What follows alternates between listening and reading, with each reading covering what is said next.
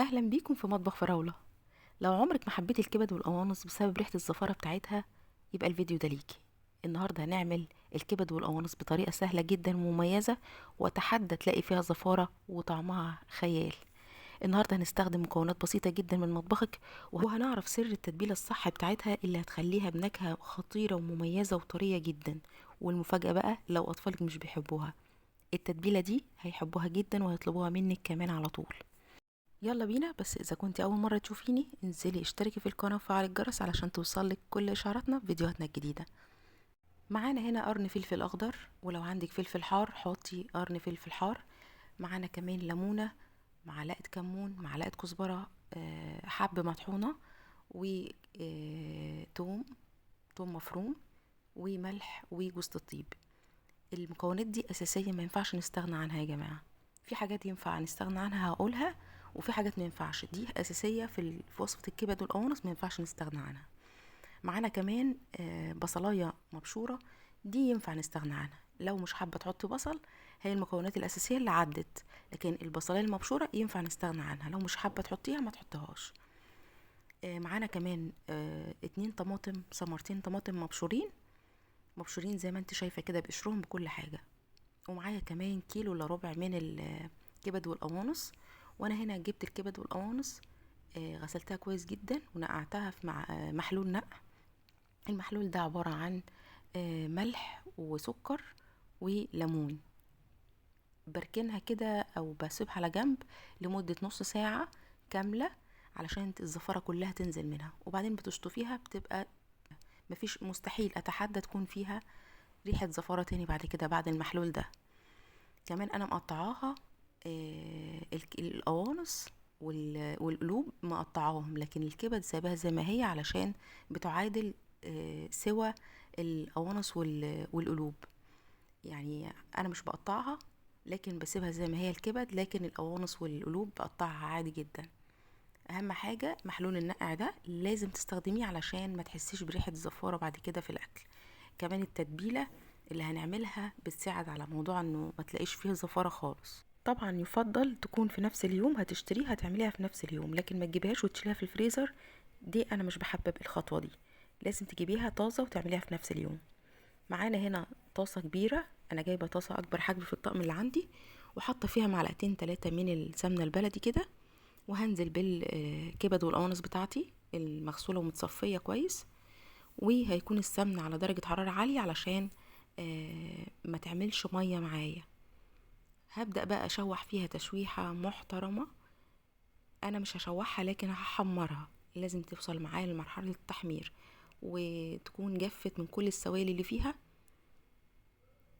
ده من الخطوات دي يا جماعة، لو مشيتي عليها مش هتلاقي ريحة زفارة خالص، حتى طريقة التسوية هتبقى طرية جدا جدا. زي ما قلت لكم انا مقطعه القلوب والقوانص، لكن الكبد لا، الكبد ما مش بتستحمل، لان لو قطعتها وقعدت اقلب التقليبه دي هتتبهدل خالص في وسط هتبقى جوسي خالص، مش هتحسوا بطعم الكبد. هنا بقى وصلت لمرحله انه خلاص كل كميه السوائل جفت، وانا عندي كده الماده الدهنيه بس اللي باينه، وانا حمرتها تحميره حلوه جدا كده.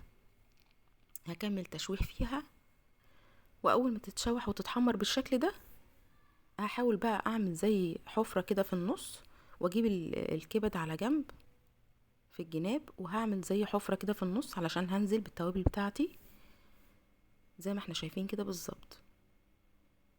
ههدي النار شوية وانزل بالبصلة المبشورة بتاعتي، وهشوح فيها تشويحة بقى حلوة جدا. زي ما قلت البصلة المبشورة ينفع نستغنى عنها، لكن باقي التوابل مفيش حاجة ابدا ينفع نستغنى عنها، لان دي التوابل الاساسية بتاعت الكبد والقوانص. التوابل الاساسيه بتاعتها كمون وكزبره وجوز الطيب، ما ينفعش نستغنى عن التلاتة دول. والثوم كمان. وطبعا انا هنا حطيت الثوم مع الكمون مع الكزبره، ونزلت بيهم مع البصلايه. وهكمل بقى باقي التشويحه كده، هقعد اشوح فيها كده تشويحه حلوه.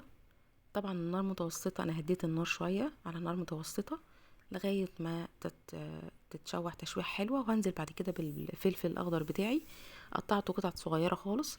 انا حطيت قرن فلفل رومي لو حابة تحطي قرنين حطي، لو حابة تحطي واحد رومي وواحد حامي شطة حطي برضو، بس انا عشان ولادي ما بحطش شطة، بتبقى تحفة طبعا. عايزة اقول كمان لو عندك حتة ليا، ياه هتودي الطعم في حتة تانية برضو، تفرق جدا. بس انا استكفيت بمعلقتين 3 كده من السمنة البلدي علشان ما كانش عندي الليا.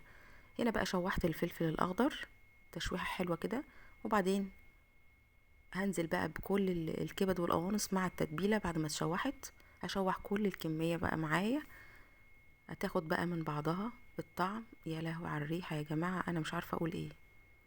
ريحتها قلبت البيت حرفيا، ريحتها جميلة جميلة لأبعد ما تتخيلوا. اوعي تقوليلي بعد التتبيلة والعظمة دي تقوليلي فيه ريحة زفارة. المحلول اولا، ثانيا التتبيلة الاساسية الاصلية بتاعتها جامدة يا جماعة، جامدة وريحتها فظيعة. شوحي بقى تشويحة حلوة كده مع التتبيلة، وبعدين هننزل مع بعض برشة جوز الطيب.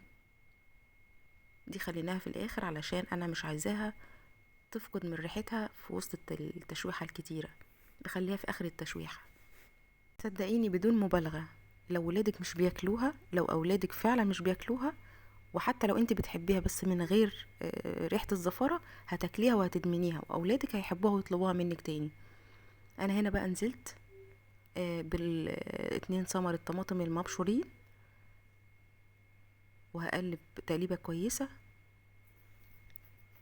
هشوحها، هكمل تشويح، وبعد كده هحط نص كوباية مية، نص كوباية مية بالظبط، وهغطيها. هسيبها بقى على نار هادية شمعة، اكنها شمعة، لغاية ما توصل للمرحلة اللي انتوا شايفينها دي.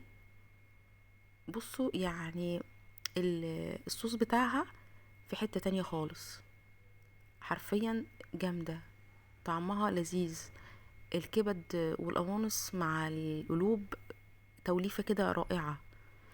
ممكن تعمليها جنب مكرونة بالصلصة، انا عملتها جنبها مكرونة محمرة. ممكن تعمليها بالمكرونة بالصلصة زي ما تحبي، ممكن تعمليها مع رز حبة وحبة زي ما تحبي تماما، بتاكليها بالعيش كده، مش هتقول لا. جربيها بالطريقة دي وهتدعيلي من كل قلبك. لو وصلت معايا لغاية هنا وعجبتك الوصفة، ما تنسيش تعملي لايك وشير للفيديو وشاركيه لكل حبايبك. استنوني في وصفات احلى واحلى مع مطبخ فراولة. شكرا ليكم ولمتابعتكم.